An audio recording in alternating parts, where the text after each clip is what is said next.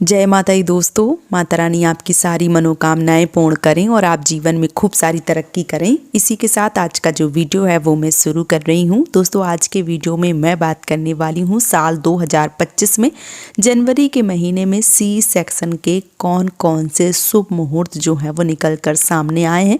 इस वीडियो में आपको संपूर्ण जानकारी जो है वो मिलने वाली है।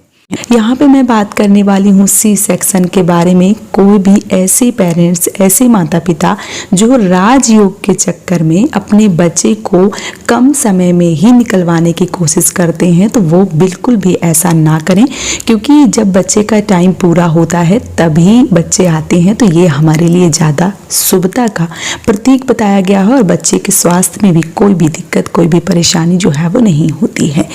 ये सी सेक्शन के शुभ मुहूर्त जो है वो उन बच्चों के लिए हैं जो बच्चे नॉर्मल तरीके से इस दुनिया में नहीं आ सकते हैं। उनको केवल और केवल सी सेक्शन या ऑपरेशन के द्वारा ही बाहर निकाला जा सकता है। तो सी सेक्शन के कुछ शुभ मुहूर्त जो है वो मैं आज आप सबके साथ शेयर करने वाली हूँ, क्योंकि जब हम शुभ समय में, शुभ नक्षत्र में और शुभ योग में बच्चे का जन्म करवाते हैं तो बच्चे को राजयोग की प्राप्ति होती है।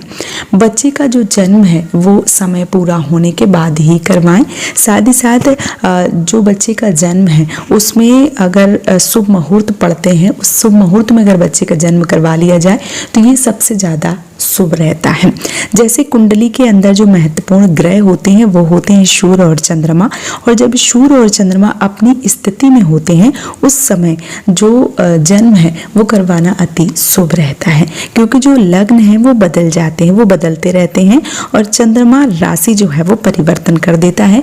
इसी से योग और संयोग जो है वो बन जाते हैं और इसी से शुभ या अशुभ मुहूर्त जो है वो निकल आते हैं। कभी भी बच्चे का जन्म मूल नक्षत्र में नहीं करवाना चाहिए, पंचक के समय नहीं करवाना चाहिए। अगर आप शुभ मुहूर्त को देख के ही करवा रहे हैं तब आपको मूल नक्षत्र देखना चाहिए, साथ ही साथ पंचक नक्षत्र देखना चाहिए, पंचक जो है वो ना लगी हुई हो। अगर बच्चे स्वयं से आ जाते हैं तो फिर उसमें कोई दिक्कत, कोई परेशानी जो है वो नहीं है और आपको बहुत ज़्यादा सोचने की ज़रूरत भी नहीं होती है, क्योंकि बच्चे का जन्म और बच्चे को इस दुनिया में आना सब ऊपर वाले की देन है। इसलिए आपको बहुत ज़्यादा सोचना, विचारना बिल्कुल भी नहीं है।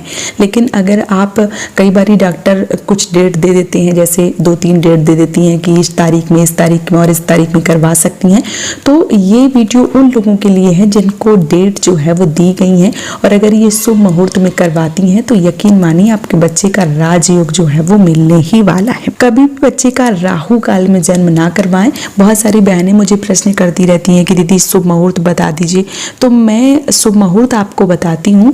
राशि के अनुसार आप अपने पंडित जी से, जो भी आपकी राशि है उस के अनुसार आप अपने पंडित जी से जो समय है वो ज़रूर पूछ लें, क्योंकि मैं यहाँ पे दिन और दिनांक बता देती हूँ। समय जो है वो आप अपने पंडित जी से पूछ लें, क्योंकि जो समय है वही बदलता है, थोड़ा सा इधर और उधर हो जाता है तो कभी राहु काल लग जाता है। तो राहु काल का जो समय है वो अवॉइड कर दें, क्योंकि दिन में 1-2 घंटे के लिए राहु काल का समय निकलता है, तो वो राहु काल का समय जो है वो स्किप कर दें। उसके आगे और पीछे आप कभी भी जन्म जो है वो करवा सकते हैं। साथ ही साथ अगर पंचक चल रही हैं और डॉक्टर ने आपको 2-4-8 दिन का समय दिया है तो पंचक को हो जाने दीजिए, उसके बाद ही बच्चे का जन्म जो है वो करवाएं। तो आइए जान लेते हैं साल 2025 में जनवरी के महीने में सी सेक्शन के कौन कौन से शुभ मुहूर्त हैं। इस वीडियो में मैं आप सबको पंचक के बारे में भी बताऊंगी कि पंचक जो है वो कब लग रहे हैं और कब समाप्त हो रहे हैं। इसके साथ ही साथ गंडमूल जो है वो कब से कब तक रहने वाला है, क्योंकि पंचक और गंडमूल में बच्चों का जो जन्म है वो ना करवाएं तो ये ज़्यादा शुभ है, क्योंकि अगर पंचक में जो जन्म है वो करवाया जाए तो ये भी शुभ नहीं माना जाता है। और इसके साथ ही साथ गंडमूल में अगर बच्चों का जन्म हो जाता है तो गंडमूल की पूजा जो है वो करवानी पड़ती है। अगर बच्चे नेचुरल तरीके से, प्राकृतिक तरीके से आ जाते हैं तो उसमें भी किसी भी प्रकार का कोई भी दोष नहीं होता है। लेकिन अगर हम सी सेक्शन या मान लीजिए ऑपरेशन के जरिए बच्चों को निकलवाते हैं तो फिर हमें थोड़ा सा देख सोच समझ के ही ऑपरेशन करवाना चाहिए, क्योंकि डॉक्टर जब डेट देते हैं तो कम से कम 4-5 या 8 दिन का अंतर जो है वो डेट का होता है, उस बीच आपको ऑपरेशन करवाना होता है। तो इन सारी चीज़ों को आप देख के सोच के समझ के ही आपको ऑपरेशन जो है वो करवाना चाहिए। और ये जो चीज़ें हैं या ऑपरेशन या सी सेक्शन जो है वो जो बच्चे नॉर्मल तरीके से नहीं आ पाते हैं, ये वीडियो जो है वो उन्हीं के लिए है। तो जो सी सेक्शन या ऑपरेशन के जरिए बच्चों को निकलवाना चाहते हैं वो इस वीडियो का फ़ायदा जो है वो उठा सकते हैं।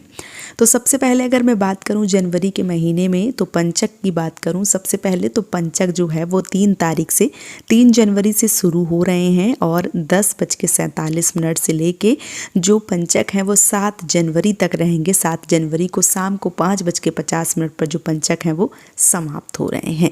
तो 3 तारीख से लेके 5 तारीख तक पंचक लगेंगे। इस बीच आपको कोई भी शुभ कार्य या किसी भी प्रकार का सी सेक्शन ऑपरेशन नहीं करवाना है। इन 5 दिनों को आपको अवॉइड करना है। इसके साथ ही साथ अगर मैं गंडमूल की बात करूं तो गंडमूल जो है वो 7 जनवरी से लग जाएंगे 4:01 से लेके, और 9 जनवरी को रात को मतलब शाम के समय 7:28 तक रहने वाले हैं। तो गंडमूल में भी आप जो ऑपरेशन है या सी सेक्शन जो है वो बिल्कुल स्किप करें। इस बीच आपको ऑपरेशन जो है वो नहीं करवाना चाहिए। अब अगर मैं बात करूं शुभ मुहूर्त की, तो कौन कौन से शुभ मुहूर्त जो है वो निकल कर सामने आ रहे हैं। तो सबसे पहली जो तारीख है वो है 10 जनवरी। 10 जनवरी को दिन जो है वो शुक्रवार पड़ रहा है। पौष शुक्ल पक्ष की एकादशी तिथि है। कृतिका के नक्षत्र हैं। बहुत ही शुभ समय जो है वो बन रहा है। तो इस दिन आपको सी सेक्शन या जो ऑपरेशन है वो करवा लेना चाहिए। बहुत ही ज़्यादा शुभ समय है जो है वो निकल कर सामने आया है। इसके साथ ही साथ बात करूं तो 11 जनवरी जो है वो भी बहुत ज़्यादा शुभ समय है। 11 जनवरी को दिन शनिवार पड़ रहा है। इस दिन पौष शुक्ल की द्वादशी तिथि है और रोहिणी के नक्षत्र हैं। बहुत ही शुभ संयोग बन रहा है क्योंकि रोहिणी नक्षत्र में भगवान श्री कृष्ण का जन्म हुआ था। तो इस दिन भी बच्चों का सी सेक्शन करवाना अति उत्तम है। इस दिन आप सी सेक्शन जो है वो करवा सकते हैं। इसके अलावा अगली जो डेट आती है वो आती है 13 तारीख को। तो 13 तारीख को दिन जो है वो सोमवार का पड़ रहा है। पौष शुक्ल पक्ष की पूर्णिमा तिथि है। इसके साथ ही साथ जो नक्षत्र है वो आंद्रा के नक्षत्र हैं। ये भी काफ़ी ज़्यादा शुभ संयोग बन रहा है। पूर्णिमा तिथि पड़ रही है इस दिन। तो इस दिन भी बच्चों का जो जन्म है वो करवाना काफ़ी ज़्यादा शुभ होगा। इसके साथ ही साथ 15 जनवरी को दिन जो है वो बुधवार का पड़ रहा है। माघ कृष्ण पक्ष की द्वितीया तिथि है और पुष्य के नक्षत्र हैं। बहुत ही शुभ संयोग जो है वो बन रहा है। इस दिन भी बच्चे का जो जन्म है वो करवाया जा सकता है। अगली जो तारीख है वो है 18 जनवरी। दिन जो है वो शनिवार का पड़ रहा है। माघ कृष्ण पक्ष की जो पंचमी तिथि है वो बन रहे हैं और इसके साथ ही साथ फाल्गुनी के नक्षत्र हैं। बहुत ही शुभ समय है। इस दिन भी बच्चे का जो जन्म है वो करवाया जा सकता है। अगली जो तारीख है वो है 22 तारीख। 22 जनवरी को दिन बुधवार पड़ रहा है। माघ कृष्ण पक्ष की अष्टमी तिथि है। स्वाति के नक्षत्र हैं। बहुत ही शुभ समय है। इस दिन भी बच्चे का जो जन्म है वो करवाया जा सकता है।